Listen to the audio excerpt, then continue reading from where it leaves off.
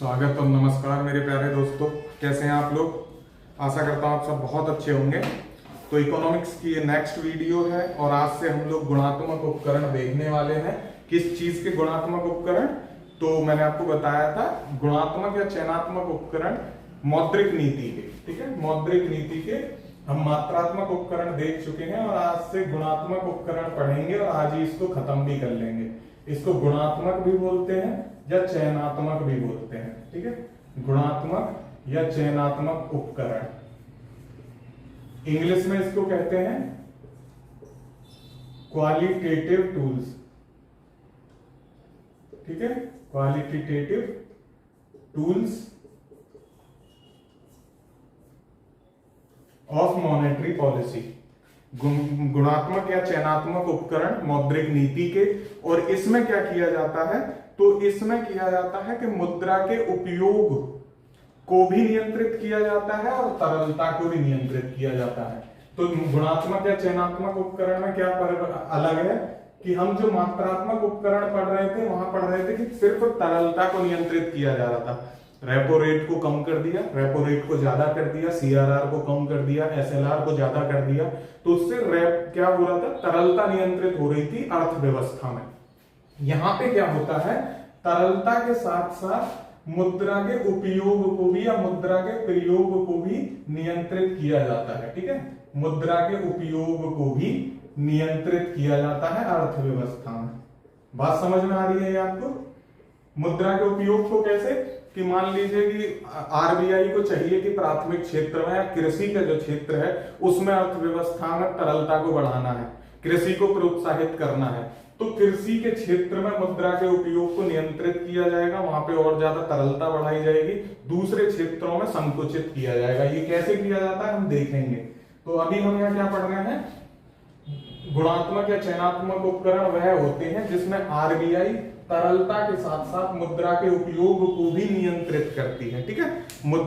तो ऐसी एक क्रियाविधि जिसमें क्रियाविधि द्वारा आरबीआई किसी क्षेत्र विशेष में, मैंने बताया आपको जैसे कृषि के में, तो नियंत्रित करती है किसी क्षेत्र विशेष में। ये बात और याद रखनी है, किसी क्षेत्र विशेष में, जबकि वहां पे क्या हो रहा था? वहां पे कोई क्षेत्र विशेष नहीं था, वहां पे सीधे सीधे अर्थव्यवस्था में था तरलता का। यहाँ क्या है? किसी क्षेत्र विशेष में भी हो सकता है, जैसे प्राथमिक क्षेत्र में, कृषि के क्षेत्र में, नवीकरणीय ऊर्जा के क्षेत्र में, मत्स्य पालन के क्षेत्र में, तो किसी क्षेत्र विशेष में आरबीआई द्वारा मुद्रा का उपयोग को और तरलता को नियंत्रित करना, ठीक है।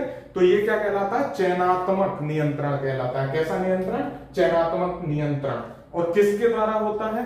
तो टूल्स होते हैं उनके, तो ये क्या कहलाते हैं? चयनात्मक उपकरण कहलाते हैं। चयनात्मक नियंत्रण जिन टूल्स के माध्यम से होता है वो चयनात्मक उपकरण या गुणात्मक उपकरण कहलाते हैं। तो हमारी बात एक समझ में आई कि मुद्रा के उपयोग को नियंत्रित कर रहा है आरबीआई, किसी क्षेत्र विशेष में कर रहा है, तरलता को और मुद्रा के उपयोग को दोनों को कर रहा है नियंत्रित। यानी ये उससे व्यापक अवधारणा है। वहां पे सिर्फ तरलता को नियंत्रित किया जा रहा था, यहाँ पे मुद्रा के उपयोग को भी नियंत्रित किया जा रहा है, किसी क्षेत्र विशेष के संदर्भ में किया जा रहा है। यानी आरबीआई यहाँ पे कह सकते हैं कि विभेदनकारी नीति अपनाती है। किसी क्षेत्र को जैसे मान लीजिए कि हो सकता है कि जो उपभोग की चीजें हैं, जो अननेसेसरी उपयोग है, अनावश्यक उपभोग है, जैसे कार लेनी है किसी को, तो कार पे जो ऋण है उसको महंगा कर दिया जाएगा, लेकिन किसी को घर बनवाना है, किसी को छोटा कोई लघु उद्योग करना है, किसी को कृषि के लिए ऋण चाहिए, तो उनको सस्ता कर दिया जाएगा। तो किसी क्षेत्र विशेष में ऐसा लाभ देने के लिए, किसी क्षेत्र को प्रोत्साहित करने के लिए आरबीआई ऐसा करती है। उसको प्राइमरी सेक्टर लैंडिंग बोलते हैं, पीएसएल बोलते हैं। पीएसएल क्या होता है वो मैं अभी बताऊंगा आपको, ठीक है। चलिए अभी ज्यादा अंदर नहीं जाते, पहले बाहर से समझ लेते हैं फिर बोलेंगे सारी चीजों को। तो उपकरण हमने देखे कि मात्रात्मक और ये जो गुणात्मक प्रक्रिया है ये है क्या। अब हम देख लेते हैं कि इसमें उपकरण कौन कौन से होते हैं। तो सबसे पहले एक उपकरण होता है जिसको बोलते हैं साख राशनिंग। क्या होता है? एक उपकरण होता है साख राशनिंग, जिसको क्रेडिट रेशनिंग बोलते हैं, ठीक है। साख राशनिंग। दूसरा होता है मार्जिन या न्यूनतम सीमा निर्धारण। मार्जिन या न्यूनतम सीमा निर्धारण, ठीक है, मार्जिन या न्यूनतम सीमा निर्धारण। इसके बाद आता है एक नैतिक दबाव, ठीक है, नैतिक दबाव होता है। ये क्या है, उपकरण है जिनके माध्यम से आरबीआई क्या करती है, ये परिवर्तन करती है, तरलता को नियंत्रित करती है और मुद्रा के प्रवाह को भी नियंत्रित करती है। तो ये उपकरण है, जैसे वहां पे एलएएफ था, ओएमओ था, बैंक रेट था, वहां वो उपकरण थे, लेकिन गुणात्मक में ये उपकरण आते हैं, ठीक है। फिर नैतिक दबाव के बाद होता है उपभोक्ता ऋण विनियमन, उपभोक्ता ऋण विनियमन, रेगुलेशन, ठीक है, अभी इंग्लिश में भी लिखवा दूंगा। इसके बाद अगला होता है कि एक प्रत्यक्ष कार्रवाई भी होता है कि उससे इसके पहले प्रचार भी होता है, ठीक है, प्रचार। और लास्ट होता है, लास्ट बट नॉट लीस्ट, प्रत्यक्ष कार्रवाई। इनको हम सारों को आज देख लेंगे कि क्या क्या किसमें किसमें क्या क्या होता है, और इनको देख के फिर आज ये टॉपिक खत्म हो जाएगा आपका मौद्रिक नीति या ये मॉनेटरी पॉलिसी आज हम खत्म कर देंगे इसी के साथ। तो साख राशनिंग को क्या बोलते हैं, क्रेडिट रेशनिंग बोलते हैं, मैंने आपको बताया क्रेडिट रेशनिंग, ठीक है। मार्जिन या न्यूनतम सीमा निर्धारण को इंग्लिश में कहते हैं मिनिमम लिमिटेशन फिक्सेशन, ठीक है। मार्जिन को तो मार्जिन ही बोलेंगे, मार्जिन या मिनिमम, ठीक है, फिक्सेशन, लिमिटेशन फिक्सेशन,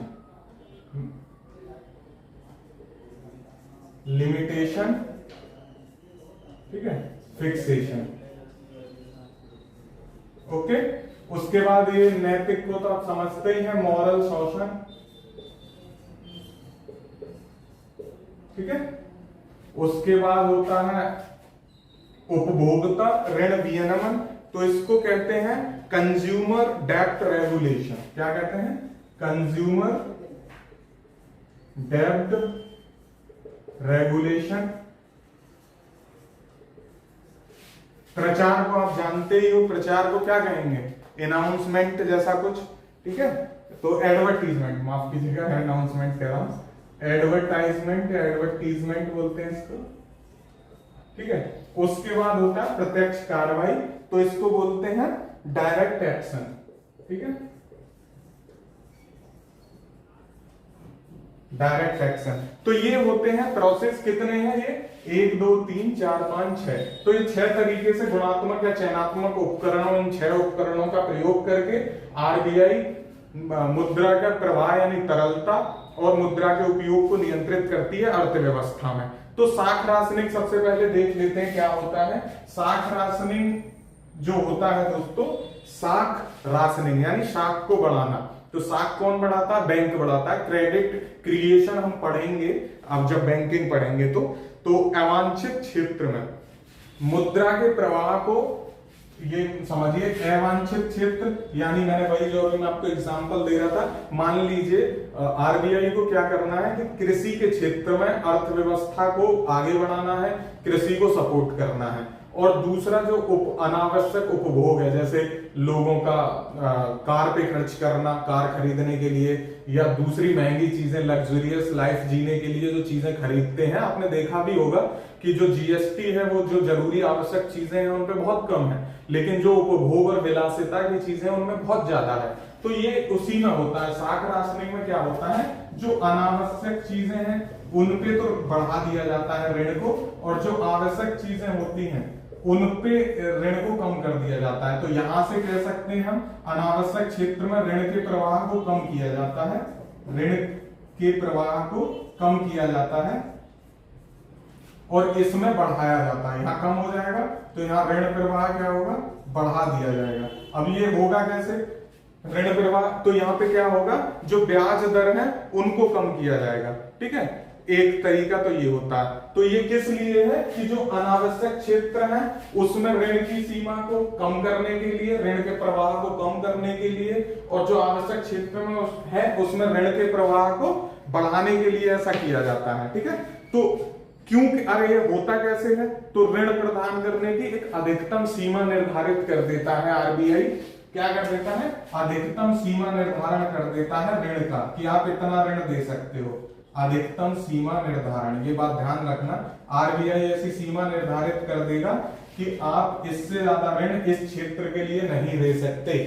ठीक है, उपभोग या विलासिता के लिए अधिकतम सीमा निर्धारण आरबीआई कर देगा कि इससे ज्यादा आप यहाँ पे ऋण नहीं दे सकते।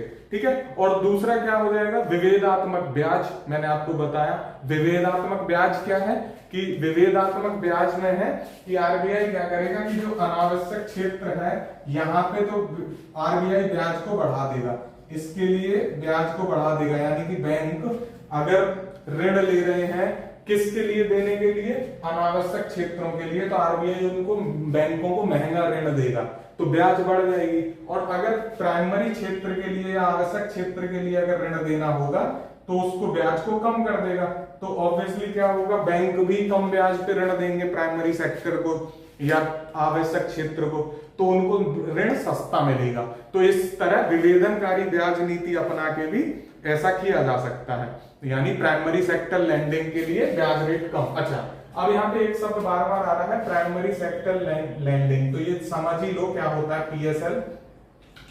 प्राइमरी सेक्टर लैंडिंग क्या होता है, आरबीआई और सरकार दोनों ऐसा मानते हैं कि जो देश की आधारभूत संरचना है या देश की जो स्थिति है, देश के आधारभूत या मूलभूत जरूरतों को या मूलभूत आवश्यकताओं को पूरा करने के लिए इस क्षेत्र का विकास होना बहुत आवश्यक है। यानी देश की जो मूलभूत जरूरतें हैं, आवश्यक जो जरूरतें हैं, जो आधारभूत जरूरतें हैं, उनको पूरा करने के लिए ये प्राइमरी सेक्टर लैंडिंग यानी प्राथमिक क्षेत्र बोलते हैं इसको, प्राथमिक वरीयता प्राप्त क्षेत्र। ठीक है, तो इस प्राथमिक क्षेत्र के लिए कौन कौन आता है इसमें, जो प्राथमिक सेक्टर लैंडिंग होगा, ये उस कृषि से संबंधित प्राथमिक क्षेत्र नहीं है, ये है प्राइमरी सेक्टर लैंडिंग की हम बात कर रहे हैं। ठीक है, तो वरीयता प्राप्त क्षेत्र है, इसमें आता है आपका कृषि से संबंधित ऋण।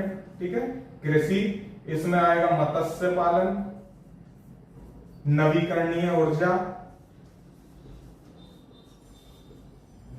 ठीक है, इन क्षेत्रों के लिए जो ऋण देगा उसको ऋण सस्ता मिलेगा। ठीक है, और दूसरों की वजह से। और इसमें आरबीआई ने बहुत सारी चीजें बनाई भी हुई हैं, जब हम बैंकिंग पढ़ेंगे तो 75% जो ऋण होगा वो प्राइमरी सेक्टर को देना होता है, ऐसी करके सीमाएं बनाई हुई हैं आरबीआई ने। 1% जो उनका टोटल अग्रिम होते हैं उनका 1% इस क्षेत्र के लिए देना होता है। टोटल अग्रिम को क्या बोलते हैं, एएनबीसी बोलते हैं, एडजस्टेड नेट बैंक क्रेडिट, एएनबीसी। ठीक है, तो ये एक ऐसी बहुत सारी सीमाएं बनाई हुई है। एएनबीसी का 1% अपना टोटल जो अग्रिम है, कुल अग्रिम का ऐसे करके ये कुल अग्रिम वाला है ये, और जो 75% अपने टोटल ऋण का 75% प्राइमरी सेक्टर के लिए देंगे। तो ऐसी बहुत सारी सुविधाएं की हुई हैं। यहाँ पे जो आपका एक क्वेश्चन बन सकता है, प्राथमिक क्षेत्र जो पीएसएल है, प्राथमिक वरीयता प्राप्त क्षेत्र, इसमें कौन कौन से आते हैं, ऐसा क्वेश्चन बन जाता है पीसीएस में। तो ये आपको याद रखना है, मैंने बताया कृषि, मत्स्य पालन, नवीकरणीय ऊर्जा, आवास और एमएसएमई जो होते हैं।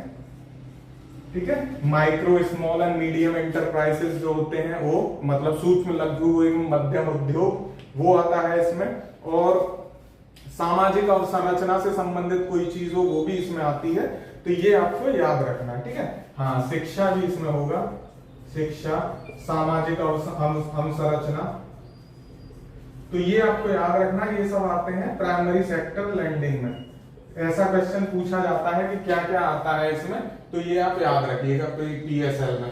तो अब यहीं पे हम जो शाख राशनिंग पढ़ रहे थे, इसमें क्या किया जाएगा, जो दूसरे अनावश्यक क्षेत्र हैं उसमें ब्याज को बढ़ा दिया जाएगा, और जो पीएसएल है इसमें ब्याज को कम कर दिया जाएगा, तो इस क्षेत्र में ऋण ज्यादा जाएगा। तो इसी को कहते हैं गुणात्मक, यानी किसी के जीवन में गुणात्मक परिवर्तन करना, किसी के लाइफ में गुणात्मक परिवर्तन करना। मात्रात्मक में आप समझते हो मात्रा कम ज्यादा, गुणात्मक होता है व्यापक।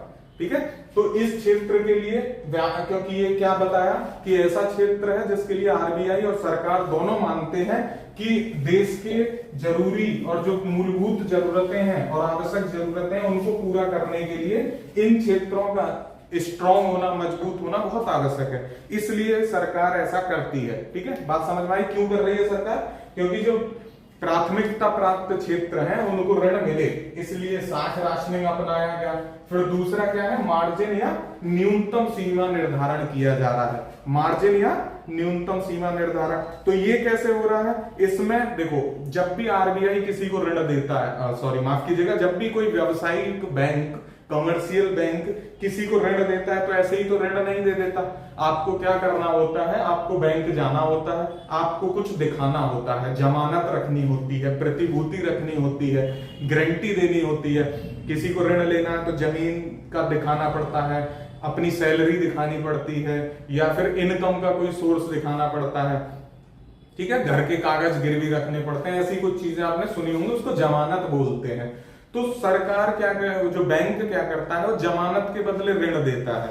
तो उस जमानत पे एक मार्जिन होता है। मान लीजिए कि अगर आपने कोई प्रतिभूति दी, आपने कोई जमानत दी, उस जमानत की कीमत होगी 80 रुपए। ठीक है, मान लीजिए 80 रुपए, लेकिन जो ऋण आपको दिया जाएगा वो ऋण आपको बैंक देगा सिर्फ 60 रुपए। कितना रुपए? 60 रुपए। तो ये बाकी के 20 रुपए क्या है, ये 20 रुपए मार्जिन है। क्या है ये? 20 रुपए मार्जिन है। ये मार्जिन कौन निर्धारित करता है? तो इसको आरबीआई निर्धारित करता है। कौन करता है? आरबीआई निर्धारित करता है इस मार्जिन को, कि आपको कितना मार्जिन रखना है ऋण देते हुए जमानत पे। तो आरबीआई क्या करता है कि जो प्राइमरी सेक्टर है या जो आवश्यक क्षेत्र है उस पे मार्जिन को क्या कर देगा? कम कर देगा, मार्जिन को कम कर देगा। तो उससे क्या होगा, जहां अभी इनको 60 रुपए ऋण मिल रहा था वहां 70 रुपए ऋण मिल पाएगा। ठीक है, लेकिन अगर मार्जिन को बढ़ा दिया जाए तो क्या होगा, जहां 60 मिल रहा था हो सकता है कि वहां 50 ही मिले और ये यहाँ पे मार्जिन 30 रुपए का हो जाए। तो आरबीआई क्या करता है, किसी क्षेत्र विशेष में इस मार्जिन को कम ज्यादा कर देता है। ठीक है, प्राइमरी सेक्टर के लिए क्या कर देगा, मार्जिन को कम कर देगा, तो उनको ऋण ज्यादा मिलेगा। बात समझ में आई? मार्जिन को कम कर देगा, तो मार्जिन कम होगा तो क्या होगा, ऋण बढ़ जाएगा, और ऋण बढ़ जाएगा तो क्या होगा, तरलता बढ़ जाएगी। बात समझ में आई आपको? तो ये मार्जिन का हो गया। अगर यही कहें कि हमने मार्जिन को हम अगर बढ़ा दें, मार्जिन को बढ़ा दिया जाए आरबीआई के द्वारा, तो ऋण कम हो जाएगा और तरलता भी मार्केट में कम हो जाएगी। तो मार्जिन न्यूनतम सीमा निर्धारण में क्या होता है, आरबीआई जो प्रतिभूति की स्वीकृति के बदले जो ऋण दे रहा था बैंक, उसके मार्जिन को कम ज्यादा कर देती है। ठीक है, इस प्रकार जो तरलता प्रभावित हो जाती है उस क्षेत्र में, तो ये कहलाता है मार्जिन न्यूनतम सीमा निर्धारण। बात समझ में आई? मार्जिन क्या है? तो मार्जिन मैंने आपको फिर से एक बार सुन लो, मार्जिन क्या है, जो जमानत आपने रखी है उस जमानत की कीमत अगर 80 रुपए थी, ठीक है, जमानत की कीमत 80 रुपए थी, लेकिन बैंक ऋण देगा आपको मान लीजिए 60 रुपए। ठीक है, क्योंकि 20 रुपए क्या है, आरबीआई ने मार्जिन निर्धारण कर रखा है। अब आरबीआई ने क्या किया, जो विलासिता की चीजें थी उसके लिए मार्जिन को कर दिया 30 रुपए। विलासिता के लिए, विलासिता की जो वस्तुएं हैं, विलासिता की जो वस्तुएं हैं उनके लिए मार्जिन को कर दिया 30 रुपए। ठीक है, और जो आवश्यक है, जैसे कि जो प्राथमिक सेक्टर लैंडिंग बता रहा हूं, उसके लिए मार्जिन को कर दिया 10 रुपए। ठीक है, तो क्या होगा, यहां पे तरलता बढ़ जाएगी और यहां पे तरलता कम हो जाएगी, यानी मुद्रा का प्रवाह एक विशेष क्षेत्र में आकर्षित हो गया। ठीक है, ऐसे किया जाता है और ये बैंक इनको इसको मानते हैं। तो ये हो गया आपका मार्जिन सीमा निर्धारण। फिर आता है नैतिक दबाव। तीसरा उपकरण आरबीआई क्या यूज करती है, नैतिक दबाव करती है। यानी नैतिक दबाव क्या होता है, उनको नैतिकता का पाठ पढ़ाया जाता है। उनसे कहा जाता है कि नैतिक तौर पे तुम भैया ये करो कि अपने नैतिक जिम्मेदारी के प्रति सजग रहो, देश की उन्नति में काम करो, उन किसानों को ऋण दो, गरीबों को ऋण दो, जिनको घर चाहिए उनको ऋण दो, और अपना जो तुम्हारी पॉलिसी है उसको मौद्रिक नीति के तहत चलाओ। यानी जो हमने repo rate, reverse repo rate कम ज्यादा कर रहे हैं, समय समय पे बैंक रेट बढ़ा रहे हैं, एमएसएफ को कम कर रहे हैं, उसके अकॉर्डिंग तुम अपनी मौद्रिक नीति को अपनाओ। लेकिन यहाँ पे क्या होता है, ये अनिवार्य नहीं है, क्योंकि ये क्या है, अपील है। तो अपील को तो कोई सुनता कहाँ है आज के समय में, अनिवार्य नहीं है। ठीक है, अनिवार्य नहीं है, ये ध्यान रखना, अनिवार्य नहीं है, ये अपील करता है सिर्फ। ठीक है, नैतिक दबाव बनाता है, आरबीआई अपील करता है, लेकिन ये बैंकों के लिए अनिवार्य नहीं है। ध्यान रखना है आपको, ये अनिवार्य नहीं है। बात समझ में आई? तो नैतिक दबाव में कुछ नहीं होता, बस दुआ विनती होती है कि प्लीज कर लो। बैंक कहां मानते हैं? बैंक नहीं मानते। ठीक है, तो ये क्या है? नैतिक दबाव है। उसके बाद आता है उपभोक्ता ऋण विनियमन। उपभोक्ता, कंज्यूमर डेब्ट रेगुलेशन। तो इसके नाम से ही समझ में आ रहा है कि इसके तहत क्या करता है आरबीआई, जो किस्त की राशि होती है उसको किस्त की राशि में कुछ चेंजेस कर देगा। ठीक है, किस्त की राशि में चेंजेस हो जाएंगे, या इसके अंदर क्या होगा, ऋण की अवधि बदल देगा आरबीआई की, ऋण की अवधि इतनी दे दो, ऋण की अवधि उतनी कर दो, ये होगा। या फिर हो सकता है कि डाउन पेमेंट जो है उनको बदल दे, कि आपको पता है ना कि जैसे ऋण ले रहे हैं आप किसी से, तो ऋण की आपको इंस्टॉलमेंट में भी जमा किया जाता है। तो आरबीआई क्या करेगा, उस डाउन पेमेंट को, जो किसानों को या प्राइमरी सेक्टर में जो ऋण दिया जा रहा है, उस डाउन पेमेंट को बढ़ा देगा। कहेगा कि इनसे 8 बार में ऋण को आप वापस लो, 10 बार में ऋण को वापस लो। हो सकता है कि किस्त की जो राशि है इसको छोटा छोटा तोड़ दो, ताकि जो गरीब लोग हैं, जो जरूरतमंद हैं, जो प्राइमरी सेक्टर में मत्स्य पालन में काम करना चाहते हैं, कृषि के क्षेत्र में जिनको ऋण चाहिए, आवास के लिए ऋण चाहिए, शिक्षा के लिए ऋण चाहिए, तो वो किस्तों में आसानी से पे कर पाए उसको।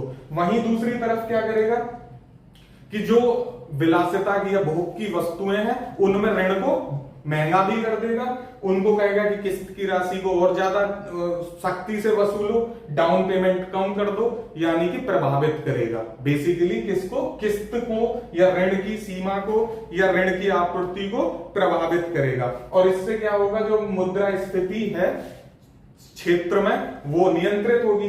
तो ये मुद्रास्फीति तो ये सारी चीजों से हो ही रहा है। अभी मैं आपको बता रहा हूं तो गुणात्मक परिवर्तन कैसे होते हैं। देखो, तरलता जहां भी नियंत्रित हो रही है वहां अल्टीमेटली मुद्रास्फीति पे तो प्रभाव आ ही रहा है, ये बात आप जानते हैं। तो इसके थ्रू भी यहाँ पे मुद्रा पे प्रत्यक्ष और अप्रत्यक्ष रूप से प्रभाव पड़ता है। फिर आता है प्रचार। तो प्रचार को आप जानते हैं, प्रचार तो नाम से ही समझ में आ रहा है कि इसमें क्या होगा। आरबीआई क्या करता है, बहुत सारी रिपोर्ट या बुलेटिन ऐसी कुछ छापता रहता है और उनके माध्यम से प्रचार करता है, और बैंकों से भी कहता है कि आप भी रिपोर्ट या बुलेटिन प्रकाशित करो और उसके माध्यम से प्रचार करो, ताकि लोग अपडेटेड हो, लोगों को जानकारियां मिले, लेख लिखो बहुत सारे, और बैंकों से भी ऐसा करने को कहता है। तो इससे क्या है कि प्रचार होता है, और प्रचार से क्या होता है कि लोग अवेयर होते हैं। कितने होते हैं ये तो मुद्दे की बात है, लेकिन करता है आरबीआई, ऐसा करता है। अब लोगों पे कितना प्रभाव पड़ता है, बैंकों पे कितना प्रभाव पड़ता है, ये एक अलग चीज है। हालांकि ऐसा नहीं है कि आरबीआई की बातों को आप इग्नोर कर दो, बैंक आरबीआई को माने ही ना और आरबीआई कुछ ना कर पाए। जब कुछ नहीं आता तो फिर एक चीज आती है डायरेक्ट एक्शन। अगर इनकी जो नैतिक अपील थी, जब ये कह रहे थे बैंकों से कि भैया प्लीज कर लो, बैंकों ने बात नहीं मानी, तो आरबीआई क्या करेगा, प्रत्यक्ष कार्रवाई करेगा, डायरेक्ट एक्शन करेगा, और फिर दिखाएगा कि हम हैं सबके पिताजी। तो प्रत्यक्ष कार्रवाई में क्या होता है, ये या तो कहेगा उस पर्टिकुलर बैंक को कि उनकी ब्याजों में परिवर्तन कर देगा। जहां दूसरे बैंक को दे रहा था 4% पे ऋण, वहां इनको देगा 6% पे ऋण, 8% पे ऋण, 10% पे ऋण, क्योंकि आरबीआई क्या है, सबके पिताजी हैं, बैंकों के बैंकर हैं। तो प्रत्यक्ष कार्रवाई में क्या होता है, जो बैंक जो ऋण होता है, ऋण आपूर्ति को जो ब्याज है उसको, ब्याज को बढ़ा सकता है। ठीक है, ब्याज को बढ़ा देगा, ऋण आपूर्ति को परिवर्तित कर देगा, और सबसे बड़ी बात, ऋण आपूर्ति परिवर्तन तो होगा ही, हो सकता है कि उस बैंक को परमानेंट प्रतिबंधित भी कर दिया जाए। क्या कर दिया जाए, उस बैंक को प्रतिबंधित कर दिया जाए, सबसे बड़ी बात है। और बैंक क्या हो जाएंगे, प्रतिबंधित हो जाएंगे, फिर इनकी जो सेवा संचालन है वो हो जाएगा ठप, खत्म। तो ये डायरेक्ट एक्शन बहुत खतरनाक होता है। अगर कोई बैंक मनमानी कर रहा है, आरबीआई की मान ही नहीं रहा है, तो प्रतिबंध झेलने पड़ेंगे उसको। तो इसमें सीधे सीधे कार्रवाई कर दी जाती है आरबीआई द्वारा उस बैंक के प्रति, और फिर उसको दिखाया जाता है कि पिताजी क्या होते हैं। बात समझ में आई? तो ये 6 तरीके थे जिसके माध्यम से गुणात्मक और चयनात्मक उपकरणों के माध्यम से चयनात्मक नियंत्रण किया जा रहा था मुद्रा की अवस्था में। यहाँ पे दो चीजें हमने एक देखनी है, दो बातें आप देख लीजिए कि एक तो मैंने प्राइमरी सेक्टर लेंडिंग आपको बता दिया है कि क्या होता है। एक शब्द मैंने यहाँ पे डिस्कस किया विभेदात्मक, ठीक है, विभेदात्मक बात की थी ना कि विभेदात्मक जो पॉलिसी है या विभेदात्मक जो ब्याज दर है वो क्या है। तो विभेदात्मक ब्याज दर समझ लो 1 मिनट में क्या होता है। देखिए एक समिति बनी थी विभेदात्मक ब्याज दर पे, आर के हजारी समिति। कब बनी थी? तो 1972 में आर के हजारी, ठीक है, आर के हजारी समिति बनी थी 1972 में। और इन्होंने ये कहा था 1972 में कि समाज के जो कमजोर वर्ग हैं उनके लिए आप जितना कम हो सके उस ब्याज दर पे आप ऋण उपलब्ध कराओ उन लोगों को, उस क्षेत्र को, ताकि वो अपनी प्रगति आसानी से कर सके। तो हमने कौन से प्राथमिक प्राइमरी सेक्टर लेंडिंग की बात हो रही है यहाँ पे, तो कितना कर दिया गया? मिनिमम 4% ब्याज दर कर दिया गया था इसके माध्यम से।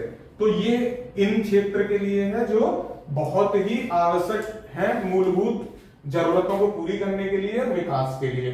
तो ये विभेदात्मक ब्याज दर क्या होता है? किसी क्षेत्र विशेष में समाज के कमजोर वर्ग के लिए निम्न ब्याज पर ऋण की उपलब्धता सुनिश्चित की जाती है और इसके तहत एक निश्चित सीमा तक, यानी जो मैंने बताया आपको 4% पर ऋण की सुविधा प्रदान की जाती है। और बैंकों के लिए ये प्रतिशत कितना है? तो मैंने अभी आपको एक बात बताई थी, कम से कम 1%, कम से कम 1% ऐसा इस ऋण के तहत दिया जाना होता है। तो ये कहलाता विभेदात्मक ब्याज दर, ठीक है। इंग्लिश में इसको क्या कहते हैं? Differential interest rate. और ये जितना भी आपका ऋण है, अग्रिम का 1% आप इसी पे दोगे 4% पे, ये कहलाता विभेदात्मक ब्याज दर। यानी दूसरों को आप कितना ही दे रहे हो मतलब नहीं, उससे कोई फर्क नहीं पड़ता। कम से कम आप जो जरूरी क्षेत्र है प्राइमरी सेक्टर लेंडिंग है उनको आप 1% दोगे, अपने टोटल जो ऋण है उसका, जो तुम्हारे अग्रिम है उनका 1% कम से कम दोगे। कितने प्रतिशत पे? 4% पे। और ये किसकी है? तो आर के हजारी समिति 1972 में बनी थी। तो आज ये गुणात्मक चयनात्मक उपकरण खत्म हुए, इसी के साथ मॉनेटरी पॉलिसी हमारा कंप्लीट हो गया।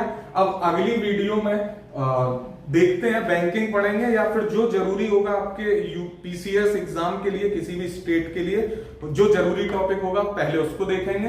पढ़ाना सारा इकोनॉमिक्स है बट जो ज्यादा इंपॉर्टेंट है उसको पहले करेंगे। आप लोगों को अगर कुछ लगे कि कुछ और है जो टॉपिक इंपॉर्टेंट है और मुझे पढ़ाना चाहिए तो आप मुझे कमेंट करके बता दो, मैं उसी को शुरू कर दूंगा, ठीक है। तब तक के लिए पढ़ते रहिए। All the very best, thank you so much, जय हिंद।